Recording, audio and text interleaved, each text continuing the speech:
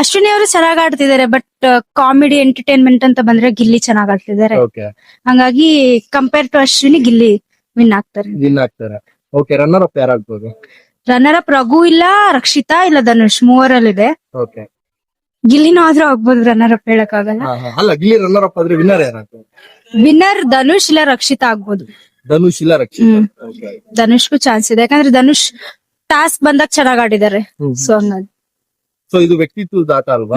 So ಅದರಿಂದ ಬರೀ task count ಆಗಲ್ಲ, ಎಲ್ಲಾನು ಕೌಂಟ್ ಆಗುತ್ತೆ. ಹಂಗ್ ನೋಡಿದ್ರೆ ಗಿಲ್ಲಿ ಟಾಸ್ಕ್ ಫಸ್ಟ್ ಇಂದಾನು ಆಡ್ತಾ ಬಂದಿಲ್ಲ.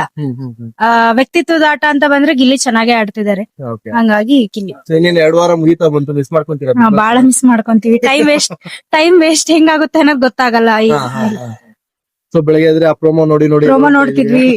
ಫಸ್ಟ್ ಹೋಗ್ತಿದ್ದೆ ಚಾನಲ್ಗೆ, ಪ್ರೊಫೈಲ್ಗೆ ಹೋಗಿ ಪ್ರೋಮೋ ನೋಡಿ, ಆಮೇಲೆ ಲೈವ್ ನೋಡ್ತಿದ್ವಿ. ಫ್ರೀ ಇದ್ದಾಗ ಲೈವ್ ನೋಡ್ತಿದ್ವಿ. ಆಮೇಲೆ ಮತ್ತೆ 9 to 9:32 ನೋಡ್ತಿದ್ವಿ ಜಿಯೋ ಹಾಟ್ ಸ್ಟಾರ್ ಅಲ್ಲಿ. ಸುದೀಪ್ ಸರ್ ಬಂದಾಗ ಒಂದ್ಸಲನು ಮಿಸ್ ಮಾಡಲ್ಲ ನಾವು. ಸೊ ಈ ತರ ಕಂಡೀಷನ್ಸ್ ಗಳಿಗೆ ಕರೆಕ್ಟ್ ಆಗಿ ಹ್ಯಾಂಡಲ್ ಮಾಡಕ್ಕಾಗತ್ತೆ ಸುದೀಪ್ ಸರ್ ಬಿಟ್ರೆ ಮಾಡಲ್ಲ ಯಾರು ಮಾಡಕ್ಕ. ಅದಕ್ಕೆ ಮತ್ತೆ ಬಂದಿದ್ದಾರೆ ಅವರು. Okay madam, thank you. ನಿಮ್ಮ ಹೆಸರು? Thank you. ಸುಮಲತಾ.